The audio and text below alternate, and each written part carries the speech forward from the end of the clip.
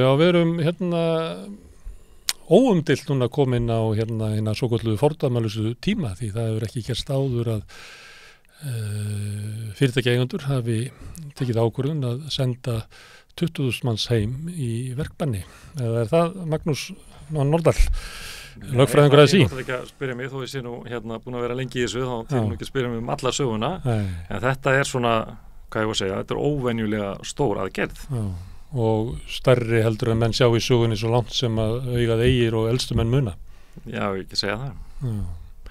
En hvað, ekki vafi á því að þeir mega bara gera þetta? Á þetta? Já. Já, það náttúrulega í lögum gert ráð fyrir því að það sé hægt að vera með verkföll og hægt að vera með verkbann. En nákvæmlega hvert það svigrúm sem þeir hafa í verkbannum og hvernig þeir eiga að standa að því. Það ekki tilneitt margir dómar það, þannig að það náttúrulega að koma í ljós hvort að þetta stenst nú allt saman hjá þeim. Á eftir að koma að vinna að þetta verði kært? Já, það ekki yfirleitt þannig að ef það farið í verkföll eða í verkbann að þá reyna menn að láta reyna á þau vafaatriði sem til í málunum. Já, SA gerði það þannig að gagnvart Eflingu núna, tók bara fyrstu lótuna en sleppti því svo í framhaldinu? Já, þetta bara það sem að venjulega gerist þegar verkföll eru boðuð því að þetta eru alvarlegar aðgerðir, valda talsverðir í efnahagslegri truflun eins og þau eiga að gera og tjóni og eðlilega reyna þá menn að láta skoða það hvort að rétt sé að málum staði. Og það þá þið sem að Já, það fyrir hönd Eflingar. Já, auðvitað það þannig að Alþýðusambandið samkvæmt lögunum í forsvari fyrir aðildafélög sín og sambönd fyrir félagsdómi. Hins vegar það í valdi stéttarfélagana sjálfra hvort að þau taka málin sjálf eða hvort að það Alþýðusambandið og við erum ekki mjög oft í félagsdómi, við erum í félagsdómi þegar kannski reynir á hluti sem að lúta svona grundvallar skipulagi á vinnumarkaði. Og þetta ekki og eitthvað sem við eigum sameiginlegt. Ég held að síðasta máli sem við vorum með beint var það í jöfnun lífeyrisréttinda. Þannig að þetta ekki svoleiðismál. Við erum bara ekki farnir að skoða. Efling hefur þetta allt að segja. Og það ekki fyrir að þeir hringja bjöllunni að þið farið að skoða. Nei, þeir hringir ekki á mér að minnsta kosti. Við gerum bara það sem að forysta Alþýðusambandsins æskir af okkur að gera sem starfsmenn, þá bara gerum við það. En þetta kjaradeila hefur verið haft lögfræðilega þræði og þetta svona hálfgerð njála með fullt af lögfræðilegum útskýringum. Hvað það sem að væri álitamál það hvort að þetta verkbann gæti staðist? Hvers vegna ætti það til dæmis að vera ólöglegt? Já, sko, það náttúrulega fyrsta regla sem þú hefur ef þú ætlar að fara í málaferli að þá ertu nú ekki að byrja mikið á því að tala það hvað þú ætlar að gera áður en fer í þau, sko. Og eins og þú vilt gjarnan eiga það í vopnabúru þínu og hugsa það sem þú ert að gera áður en þú lætur til skara skríða. Og ég held að Njáll á Bergþórskvóli myndi hafa ráðlagt Gunnari og Hlíðarenda að gera það. Þannig að ég held að við bara hvílum við það. Já, þannig að þú getur ekki hjálpa okkur að skilja það. Nei, en bara verkbann bara verkbann og samtök atvinnulífsins eru í atkvæðagreiðslu það. Ég hef ekki séð einhverja verkfallsboðun, hún ekki búin að líta dagsins ljós og ég hef ekki aðgangað vef samtaka atvinnulífsins til að skoða hvað í gangi þar og hvernig þessi atkvæðaseðlar eða hvað að gera. Ég hef bara ekki hugmynd það, þannig að það allt of snemmt að leggja einhverja línur það. Það stutt áður þetta skellur á. Já, það kemur í ljós bara á morgun held ég, 4:00 líkur atkvæðagreiðslunni og þeir þurfa síðan að boða það í snarheitum því að mér skilst að þetta að skella á 2. mars og ef að til þess kemur að verði látið á þetta reyna að þá þarf það að gerast fyrir 2. mars eða áður en verkbanni hefst.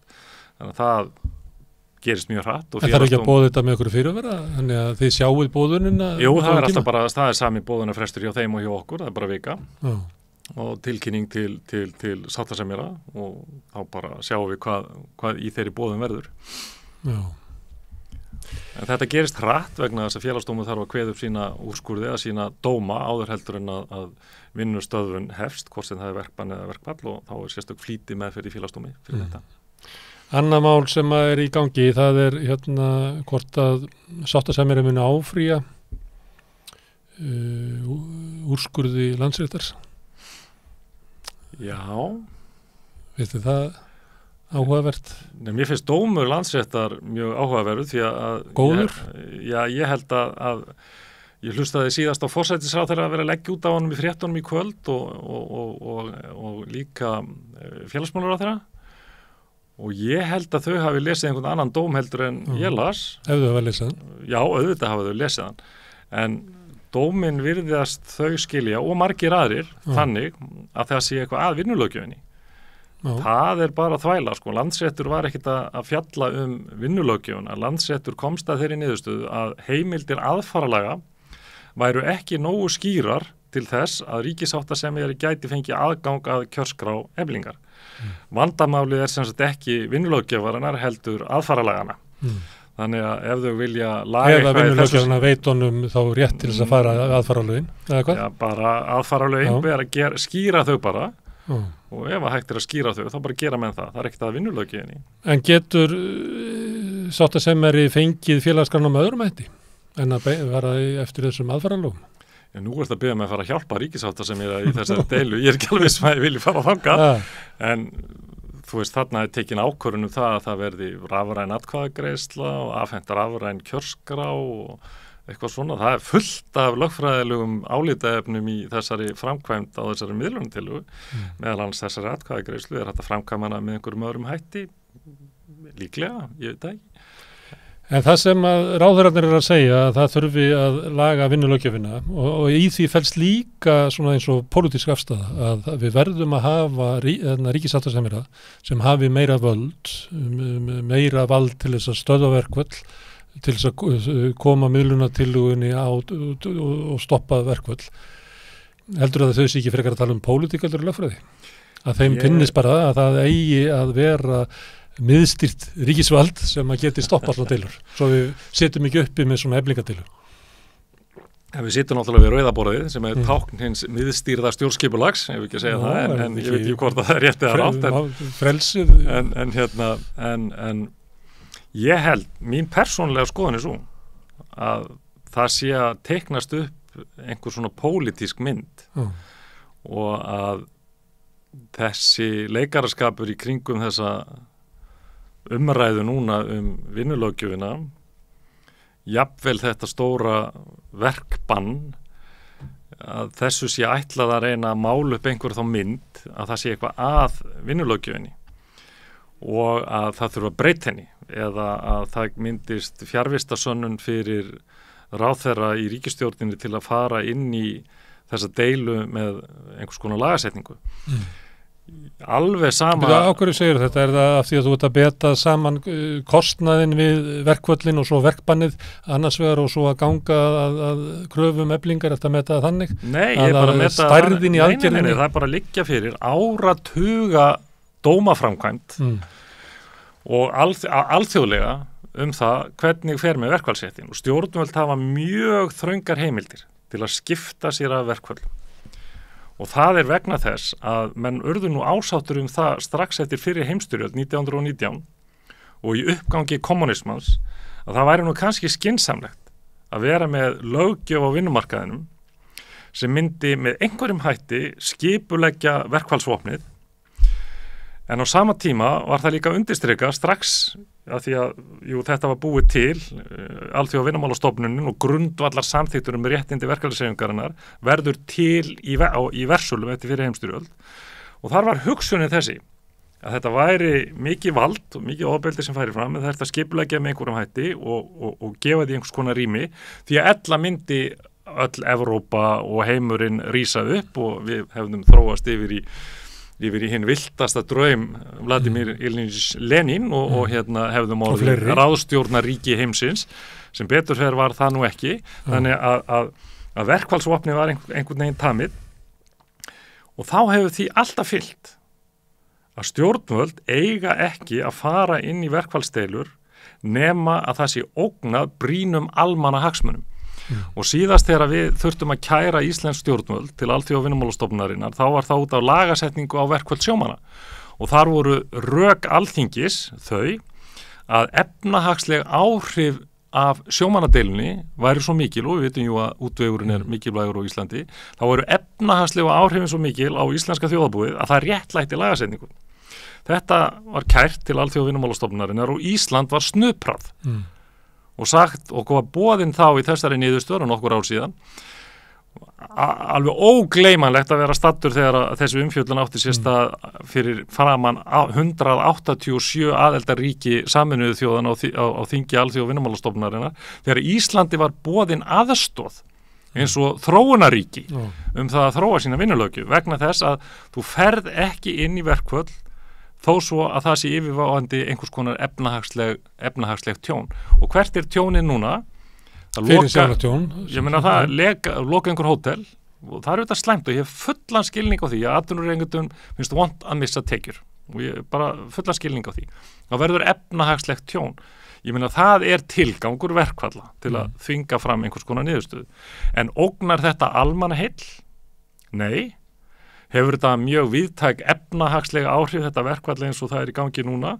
Nei mun verkbann skal ég segja samtaka atvinnulífsins á eflingarfólk hafa víðtæk efnahagslega áhrif já, það kann að vera og ég hef stundum velt því fyrir mér vegna þess að verkfallsrétturinn hann heilagur og hann búinn til að verja hagsmuni launafólks hérna fáu, nafnlausu, gagnvart ofurvaldi þeirra sem að geta svifti lífsviðurværinu með því að segja þeir upp starfi eða rekka þig þannig að við getum ekki sagt að verkbannsrétturinn sé jafn sterkur og verkfallsrétturinn. Þannig að það kann vel að vera að ríkisstjórn Katrínar Jakobsdóttur hafi heimild til þess að banna verkbannið og fara með lög á verkbannið. Þú veist ekki hvernig það myndi fara fyrir Alþjóða vinnumálastofnuninni? Já, ég myndi ekki kæra það þangað, en kannski myndi Samtök atvinnulífsins gera það. En sko, það gildir ekki það sama verkfall Eflingar. Þar höfum við praxís fyrir því að það væri ólögmætt inngrip. Stjórnvöld, eða ríkisstjórnin, sem þú þekkir það í fréttunum að ráðherrarnir eru eiginlega spurður þetta í hvert skipti sem að fréttamenn komast að þeim, hvort þið ætla að setja lög og verkfall Eflingar, að þetta bara spurning sem að stenst ekki söguna eða lögin. Já, spurningin náttúrulega bara eins og fyrirverandi forsætisráðherra var frægur fyrir að það var að sleppa kanínum inn í umræðinu og láta síðan alla hlaupa á eftir þeirri kanínu og þetta kanína sem búið að hleypa inn í umræðinu og allir elta hana og ráðherrar í ríkisstjórninu mjög uppteknir af að það þurfa að fara að setja einhverja lagasetningu ástandi sé orðið svo alvarlegt þetta orðið eitthvað þema en þegar þú skoðar það nánar þá þetta bara ekki rétt Herðu, ykkur var stemt í Alþýðusambandinu að það kom fréttur það að hefði verið stefna afhent Íslenska ríkinu og SA en ekki, það síðan ekki náðst í það út af Félagsdómi og Ólöfu Helgu. Já. Hvað snýst það mál? Það mál sem að félagsmaður í Eflingu höfðar á hendur Eflingu en fyrir Félagsdómi mál alltaf höfðu á hendur Alþýðusambandinu fyrir hönd þess landssamband sem að félagið á aðild að og síðan vegna félagsins. Þar leiðandi Alþýðusambandinu stemt og það var þingfest í Félagsdómi í dag og það snýst bara það að þessi félagsmaður vill meina það að hún eigi rétt á því að fá það viðurkennt að hún hafi í grundvallaratriðum rétt til þess að greiða atkvæði miðlunartillögu ríkissáttasemjara. En getur það staðist að einn félagsmaður hafi rétt á að kjósa í atkvæðagreiðslu sem að stjórnin eða samningarnefndin hafi ákveðið að gera ekki? Já, ákveðnum skilyrðum uppfylltum getur það nú stutt að... Það myndi því að það náttúrulega allir mætti kjósa, ekki? Ég meina það náttúrulega stutt að minnast þess bara félagsmaður í sjómannafélagi Íslands sem ég held að hafi heitað þá gerði kröfum það að vera tekin inn á kjörskrá og það var höfða fyrir Félagsdómi. Það var hent út? Já, þeir eru hent heiðu út. Já. En hún þegar hún var alltaf farað í formannskjör. Já, og svo var dæmt að hún hefði ekki greitt félagsgjöld í einhvern ákveðin tíma og eitthvað svona þegar hann leiðindi ætti hún ekki fara nú. Það komst fyrir Félagsdóm. Og hún var dæmt inn aftur, eða ekki? Þannig að en það var náttúrulega kosningi löngu búin. Já, það var aðalega, Félagsdómur dæmdi það að það hefði verið ólöglegt að taka hana út, og ólöglegt líka verið með svona þröng skilyrði fyrir frambóðinu, eins og það samræmdist ekki því að félagið ætti að vera opið. Þannig að Félagsdómur hefur alveg valdsvið þessu og hefur oft tekið á málum sem varða hreyfingur eins og til þess þegar Verslunarmannafélag Reykjavík var dæmt inn í Alþýðusambandið. Þannig að það gerist ýmislegt fyrir Félagsdómi. Já, finnst þér líklegt að þetta mál farið þannig að Félagsdómur komist að því að Efling verði að hafa þess atkvæðagreiðslu?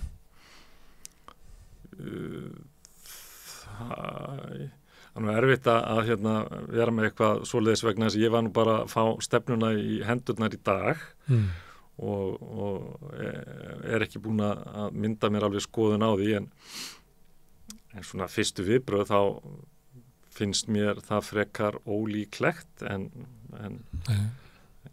það veit enginn hvernig það fer. Og það er líka ef eitthvað er bara 5% líkur að þá getur það líka gerst í 20. skipti. Já, en samt það nú þannig að það á ekki að vera þannig í dómsmálum, heldur eiga nú líkurnar að vera meiri og þess vegna fáum við nokkur daga frest til þess að kynna okkur málið og mynda okkur skoðun það og safna þeim lögfræðilegu rökum sem við þurfum. Já, þetta er nóg til þess að Félagsdómur tekur málið, það hefði getað vísaði frá eða væri alveg tilhæfulaust. Nei, sko Félagsdómur gefur út stefnuna og stefnandinn hefur jú vald á því að gefa hvað er efni stefnunar þó að Félagsdómur á endanum skrifa upp á það. En Félagsdómur kveður ekki fyrirfram upp einhverja frávísunar úrskurð eða eitthvað svoleiðis. Þannig það tekur allt sem kemur til hans. Nei, það myndir nú sjálf hafna einhverju eða það væri algjör út í hött Inn í málflutning lögmanns Ólafur Helgu hefur komið fram svona lögfræði innlegg inn í umræðuna sem held ég í uppruna hjá Jóni Steinari Gunnlaugssyni það að það sem að miðlunartillagan var lögð fram fyrir 4 vikum og það sé í vinnulöggjöfinni að ef að verkalýðsfélag fellir ekki samning eða greiðir ekki atkvæði samning á 4 vikum að þá öðlist samningurinn gildi. Og Jón Steinar segir að miðlunartillagan sé ígildi samnings og núna á 50-daginn eru þessar 4 vikur liðnar þannig ef að Efling gengur ekki til atkvæða samningin að þá er komin á samningur. Já, ég segi nú eins og Jón sagði í viðtalinu, ég er ekkert alveg viss að þetta sé rétt, sagði hann sjálfur, þannig ég er ekkert viss að það sé rétt en þetta er áhugavert sjónarmið en ég held að það sé ekki nokkur einasti fótur fyrir þessu. Við fengum nú síðast svona vinsamlega ábendingu frá Landsrétti það að hvernig ætti að túlka vinnulöggjöfina og þá að túlka vinnulöggjöfina þröngt, þá að túlka hana samkvæmt orðana hljóðan og þá að túlka hana að teknu tilliti til mannréttinda ákvæða stjórnarskrár og þeirra alþjóðlegu sáttmála sem við erum aðilar að. Síðan kemur að því að við skrifum undir kjarasamning og við berum hann ekki undir atkvæði og þá segja lögin að hann sé komin á innan 4 vikna og þetta eru sérstök ákvæði í lögunum, sérstaklega kjarasamninga sem er eitthvað sem þú skrifar undir og ert sáttur á. Hins vegar er síðan ákvæði miðlunartillögu sem er þvingað úrræði, getum við sagt, sem er bara tillaga frá einum einstaklingi, embættismanni og síðan vilja menn meina að þú getur nota sömu reglu slíka tillögu eins og á við frjálsan kjarasamning sem ekki fór undir atkvæði. Þetta er svona eins og bera saman epli og appelsínu. Jú, þetta eru hvorutveggja ávextir en þeir eru afskaplega ólíkir. Og það sem ákvæði 4 vikurnar er þarna kjarasamningsmegin að þá er ekki hægt að flytja það ef þetta á að vera samkvæmt orðana hljóðan, þá ekki verið að flytja það yfir á miðlunartillöguna.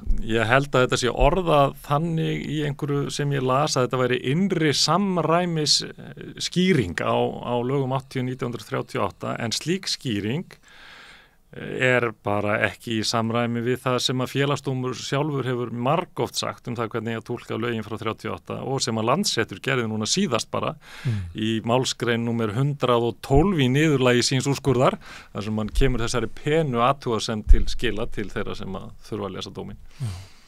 Herðu, en þegar að dómurinn kom þá voru náttúrulega komu yfirlýsingar fram og tilbaka að þetta, og þú náttúrulega varst að vísa til þess sem er grunnur af því sem ráðherrann að segja, það sé bara eitthvað allt í ólestri.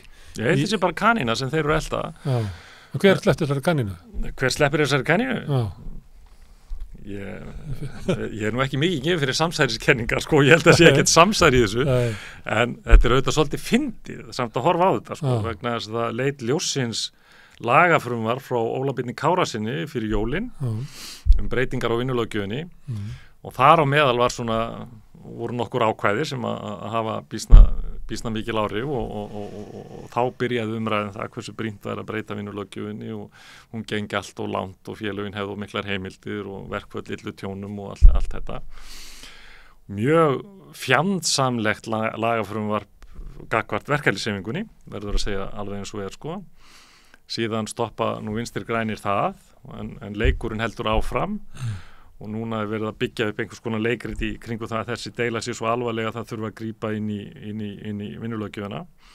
þannig ég held að þetta sé bara að vera að búa til einhverja leikmynd. Þú ert að segja að það sé vera að búa til krísu sem ekki tilefni til þess að sé hægt að koma með inngrip ríkisvaldsins og draga úr völdum og vægi verkefnisreifingar. Ég meina, er það ekki bara þetta venjulega sem gerist? Þú býr til krísu og ef þú býr til krísu þá þarf það að búa til lausnir og svo finna menn lausnirnar og þá eru þær einhvern veginn og það er það sem er að búa. Fræg bók sem að fjallar það að svona hafi nýfrjálshyggjan verið komið á, að það er að búa til einhverja krísu og svo kemur einhver lausn.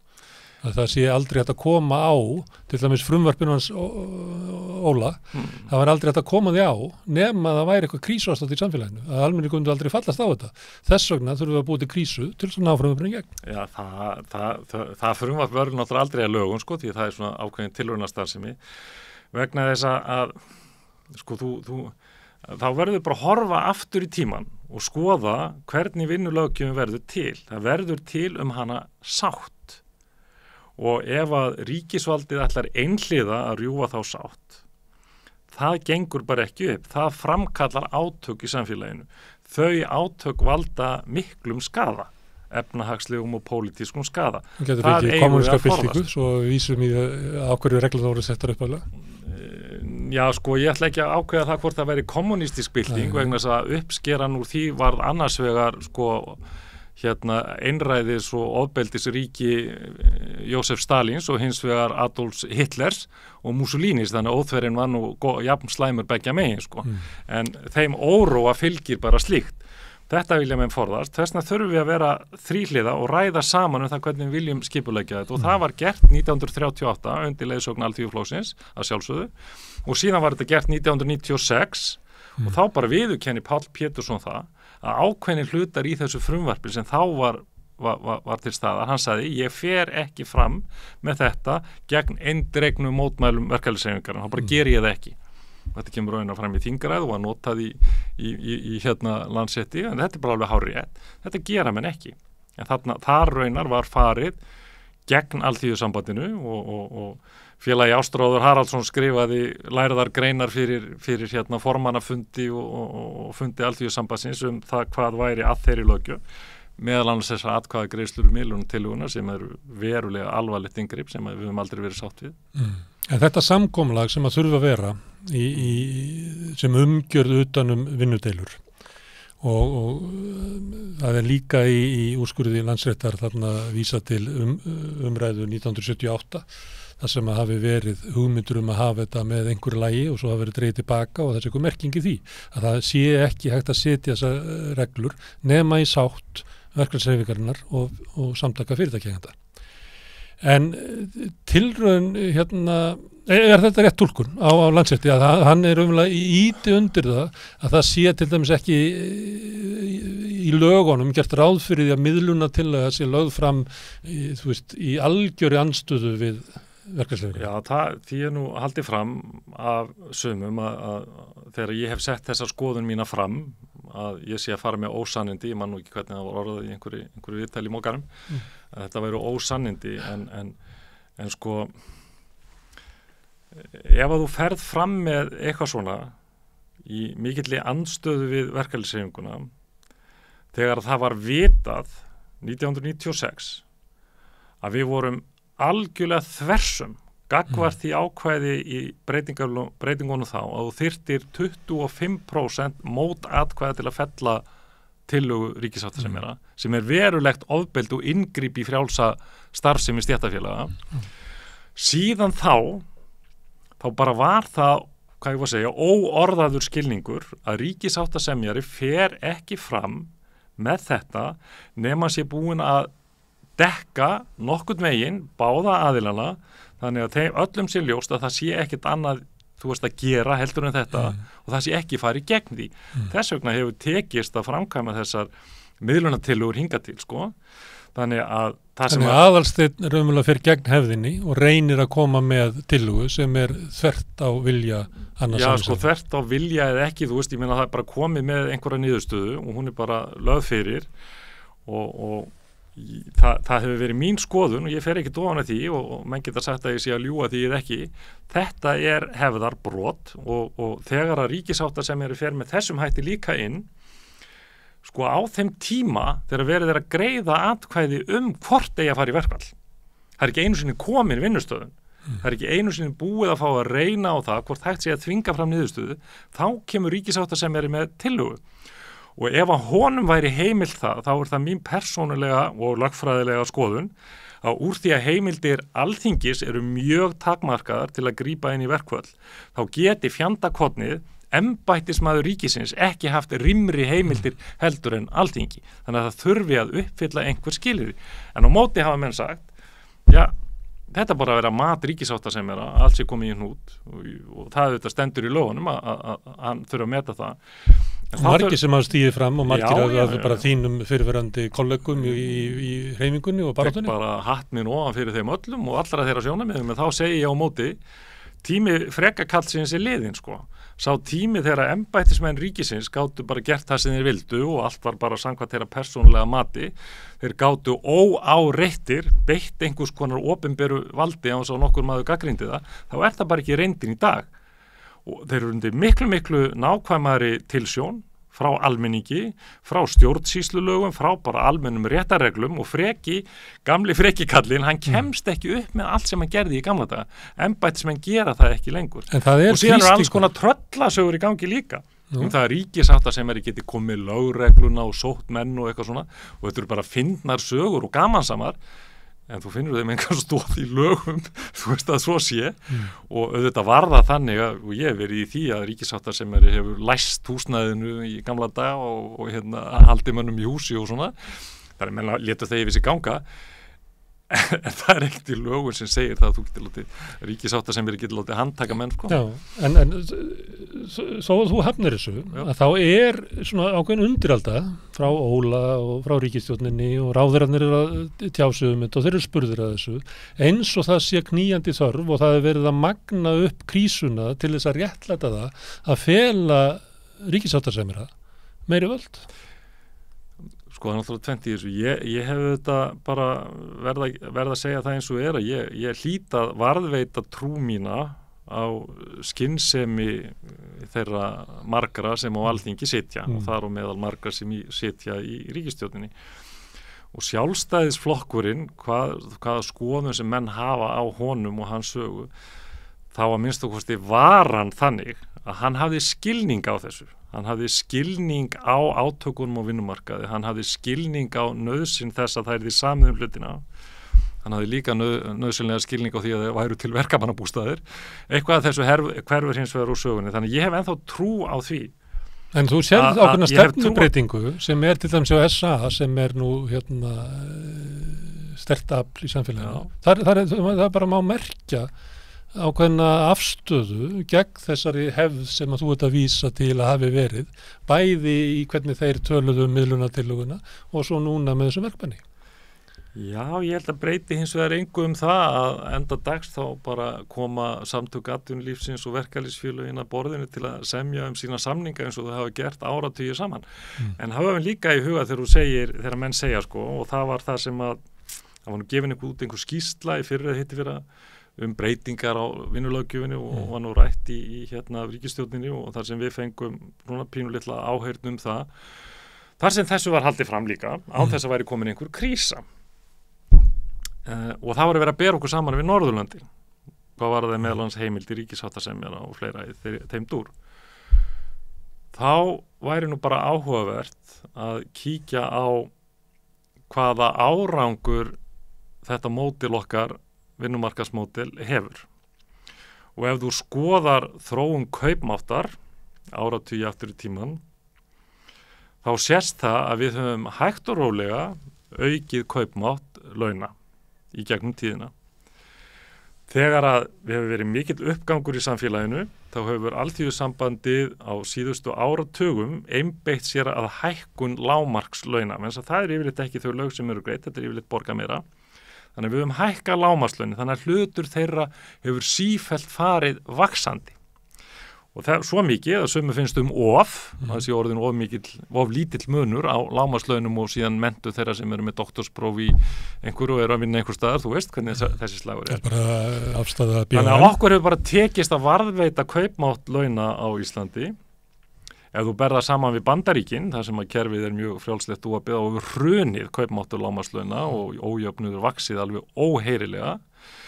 Sama hefur gerst í Svíþjóð, ef þú skoðar það, og síðan hitt kerfið nógu sveigjanlegt til að bregðast við því sem þarf að bregðast við. Þá skulum við bara skoða hver var árangur okkar þegar að við lendum þegar hrunið verður hér 2007-08 og skoða hversu lengi við erum að ná okkur út úr þeirri krísu. Sveigjanleiki íslenska vinnumarkaðsmódelsins verður til þess að við erum miklu fljótari heldur en þjóðirnar í kringum okkur að rísa út úr henni. Og við endurinn að kaupmáttinn.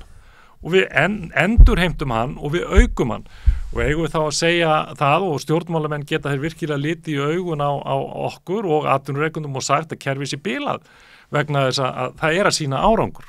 Eru meiri verkföll á Íslandi heldur en annars staðar, menn bera þar saman epli og appelsínur. Líka, til dæmis, varðandi Danmörku þar sem þú þarft að fara í verkfall til að þvinga atvinnurekendur nánast alla til þess að ganga að kjarasamningum, þú veist, það fær í svona boykott og svona í Danmörku. Við þurfum það ekki, við erum með kjarasamninga sem að taka til allra sem eru í vinnu og semjum kjör á mjög breiðum grunni og það bara gengið vel. Eitt í þessu, nú svona alls konar spekulationir í samfélaginu og fólk að segja að það verður sett lög á verkbannið. Þetta svona skjól til þess að VG geti selt lög á verkfallið í leiðinni. Ef við horfum, ég veit ekki hvort við viljum með þetta eitthvað lögfræðilega, en ef við horfum bara á þetta svona sem taktík, að ef að það væri að svona aðgerð myndi leiða til þess að ríkisstjórn myndi setja lög á vinnudeilurnar. Það náttúrulega eitthvað ákveðið vopp sem að fyrirtækjaeigendur væru þá konum með, að við setja bara á verkbann og þá kemur ríkisstjórnin og bergar okkur. Ég meina, þetta einhver ég hef enga trú á því að það gæti orðið niðurstaða í einhverju pólitík hér vegna að það bara gengur ekkit upp.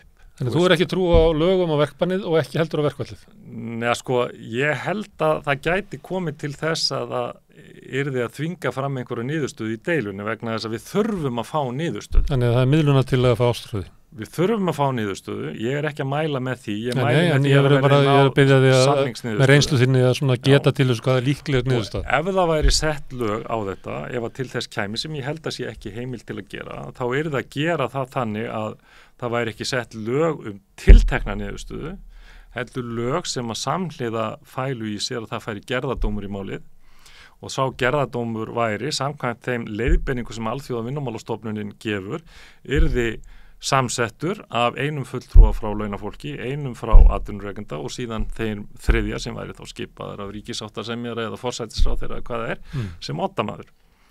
Þannig þeir reynt að leysa á málinu með gerðardómi, ekki með einhverju tiltekinni gáfumanna niðurstöðu sem einhver kemst að sé góð niðurstöð á bara einhver embættismadur eða þingmaður. En ef við ímyndum okkur að í þessu gerðardómi eins og þróunin hefur verið að einn væri Halldór Benjamín og annar Sólveig Anna eða ígildi þeirra og hitt væri Aðalsteinn Leifsson, þá hefðu kæm út úr þeim gerðardómi kröfur samtaka atvinnulífsins. Þannig var miðluna til hans. Já. Það getur verið. Ég get náttúrulega ekki sagt fyrir niðurstöðu gerðardóms. En þetta er svona svolítið veikt. Nei, en sjá til í gerðardóm eru menn ekki endilega að takast á þú verður að skoða hlutina og það er eitt af því sem að menn verða að hafa í huga að kjarasamningar eru margbrotnir og ólíkir eftir því annars vegar hver er hópurinn sem samið fyrir og hins vegar hvar þú ert að semja. Þannig að ef þú ert á landsvæði þar sem er mikil mannaskipti í störfum, þar sem fólk staldrar stutt við vegna þess að það er að vinna með skóla eða bara hefur góð tækifæri til að skipta oft vinnu og vill það og tollir stutt í störfum og þetta eru láglaunastörf, kannski einhæf og leiðinleg og eitthvað svona og þú flýtur í gegnum þetta að það ertu með stóran hóp sem kannski er á lægstu launatöxtunum og situr þar svolítið vegna þess að þú vinnur þig upp í launatöxtunum eftir hvað þú vinnur lengi við starfið. Þetta eru rökeflíka fyrir það að kjara tafla SGS virki ekki við þau. Þú veist það sé ódýrara fyrir... En það sem ég að segja þetta, samsetningin er ólík. Þannig að þó að við erum sammála það að svigrúmi til launabreitinga í samfélaginu sé einhver x prósenta, þá er ekki gefið að allir þurfi að ráðstafa því svigrúmi eins. Nei. Og það hefur reyndar Samtök atvinnulífsins sagt að svo sé ekki. Því að þeir gerir svona samning alla daga. Já. En síðan halda þau fram að kröfur Eflingar séu langt út fyrir það. En síðan þegar Efling talar hvað þau voru búin að gefa mikið eftir og þetta gengur ekki alveg upp. Nei, ég meina, gengur ekki upp að þetta er einhver svona fjölmiðla slagur, skilur, þú veist, eitthvað og auðvitað bara halda menn sínum málstað fram og mega bara gera það eða vilja og svo bara gerist eitthvað annað þegar þú komir á baku lokaða dyr og kemst að samningslegri niðurstöðu. Þannig að ef það verða lög, þá eru það að gera dómur, en lög eru samt ólíkleg. Mér finnst það frekar ólíklegt, já, vegna þess einfallega ég bara trúi því ekki að En þá erum við að lenda í á bara 2. mars í svona sögulegum tíma að alltínu hendi Samtök atvinnulífsins 21.000 eflingafélögum heim og það mun bara lama höfuðborgarsvæðið bara þann daginn. Þetta var eins og kvennafrídagurinn 75, það bara leggst allt hérna niður. Já, nei, sundlaugarnar voru opnar, ég man eftir því að við kallarnir gátum farið í laugarnar og eintum við kallkinn starfsmenn, það var ekkert lokað. Þannig að þetta verður verra. Nei, ég meina, auðvitað er þetta alvarleg aðgerð og það skiptir máli að reyna að finna lausn á henni, en við höfum bara sýnt það og sannaði gegnum tíðina að við sem samfélag höfum verið tilbúin til þess að finna þær lausnir og ég hef tröll að trúa því að það sé hægt. Það finnist jáfnvel áður en að þetta skellur yfir. Já, eða einhvern tímann í kjölfar þess. Ég ætla ekki að spá það, ég ætla bara Ástráðar Haraldsson var ágætur þetta, hann sagðist bara að þetta er bara komið í ljós og við höfum auðvitað haft löng verkföll. Þú veist, en varðandi það er hægt að segja miklu meira, ég veit ekki hvort þú ætlar að fara að enda, þú veist, en það eru ýmislegt sem má segja heimildir ríkissáttasemjara og þennan samanburð sem við erum að gera við löndin í kringum okkur, sem að við höfum gert mjög góða skýrslu sem við gerðum saman, Alþýðusambandið, Samtök atvinnulífsins, BSRB, BHM og KÍ og tókum saman gífurlega gott yfirliti þetta, öll Norðurlöndin, hvernig þetta skipulagi er.